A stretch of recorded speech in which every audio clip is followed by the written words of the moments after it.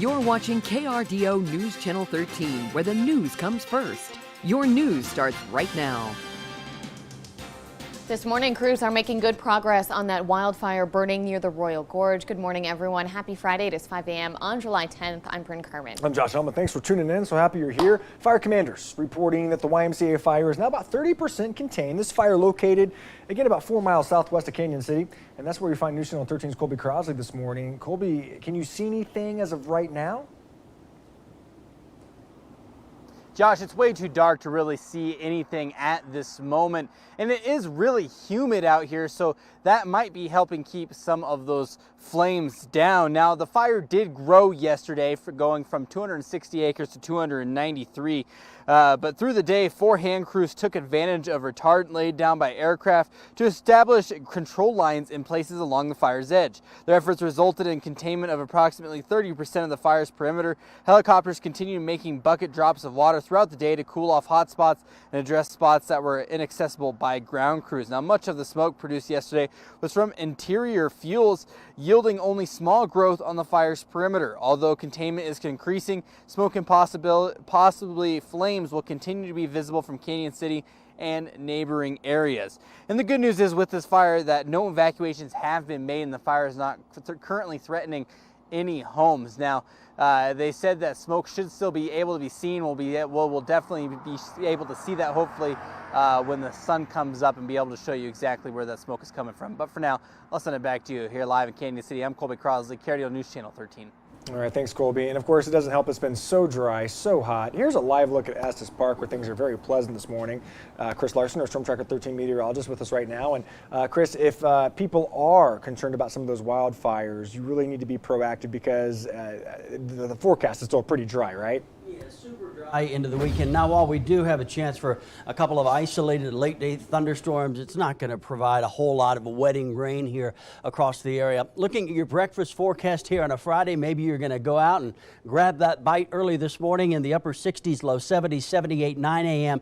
So I probably should have a few more clouds on there for 7 a.m., but I think by 9 o'clock we're burning off and into the mid-80s by 11 a.m. This is what I'm talking about. We've got that easterly flow which developed yesterday afternoon, and we actually did see at least one isolated shower down towards the security area. And right now those clouds are hanging tight. They're going to burn off later this morning, and forecast highs are going to be hot once again this afternoon. About 101 Pueblo, 97 Canyon City, 96 here in the Springs, and Denver is going to shoot into the low 100s this afternoon. Now let's get a check of your morning commute with Brynn. Thanks so much, Chris. Taking you outside for a live look at our traffic conditions on this Friday morning. I-25 is looking clear if you are up and Adam. No trouble spots to report. Things can change pretty rapidly, though, especially with the Gap construction project. Traffic tracker Hannah Knutson is going to join us later in our show for some of our drive times and conditions. And you can always listen in for updates on the radio at 105.5 FM, 92.5 FM, or 1240 AM. In your coronavirus coverage, we're tracking the El Paso County outbreak a little bit more closely for you. The neighborhood on the corner of Palmer Park and Circle Drive actually has the most cases of COVID-19 in El Paso County. It's amazing they're able to really hone in when where these outbreaks happen. We spoke with a data specialist who says the 288 cases in the 80909 zip code gives us an accurate picture of the virus's location in our area. On the health department's website, you can actually scroll through every zip code and see how many cases are in your area. Something to keep in mind, this data started in March, so these cases aren't necessarily active. If you live in a populated area near a long-term care facility too, chances are your number in your area might be higher. If you take a look at the population of those zip codes, they're also two of the more populated ones. And it comes back to that. Now, again, because these are cumulative cases, looking at the total number of cases per zip code may not be a true indicative. Another neighborhood with high cases was the 80910 neighborhood near Fountain and Shelton. But something to remember, again, is that that area does have a lot of apartments and medical facilities, so it's normal that the cases would be higher there. We have a link with a list of zip codes, so you can check your neighborhood over on KRDO.com. We need to do better. And that was the big message from Governor Jared Polis yesterday. He says Coloradans need to start doing more if we have any hope of pulling out of this current COVID-19 crisis. Despite the fact that Colorado has fared much better than some of our surrounding states, the governor says he's concerned about a recent uptick in positive cases and worries that people have been too quick to abandon the safety precautions that were common earlier in the year.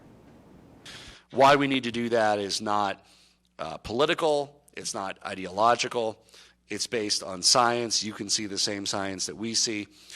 You can make the informed decisions in your lives to do a little better, than we have been, getting back to kind of where we were in early June. A little bit more social distancing, a bit more mask wearing.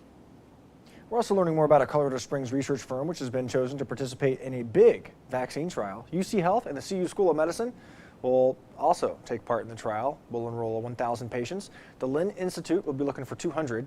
The trial will focus on people who are most at risk for contracting COVID-19, and we're told half the participants will receive the vaccine, the other half will get a placebo.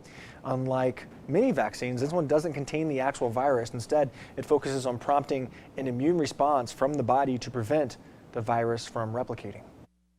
Part of the study, of course, is to monitor for the number of people who develop COVID-19 during the process, hopefully to prove that this vaccine is going to protect them. To check if you're eligible, you can find a link on the story, KRDO.com. And new this morning, Fort Carson soldiers have touched down in San Antonio to help with COVID-19 recovery there. 50 troops started helping out medical staff in Texas yesterday. You can see those soldiers on your screen now. The medical relief they bring includes emergency room and critical care nurses, respiratory specialists, and support personnel. This is the second deployment for their support. They traveled to Seattle back in April. San Antonio was selected as their destination after the city reported nearly 550 new cases in just one day earlier this week. Coming up after the break, an important message for parents of young children. One mom shares how her family's life really changed forever simply because a window was open.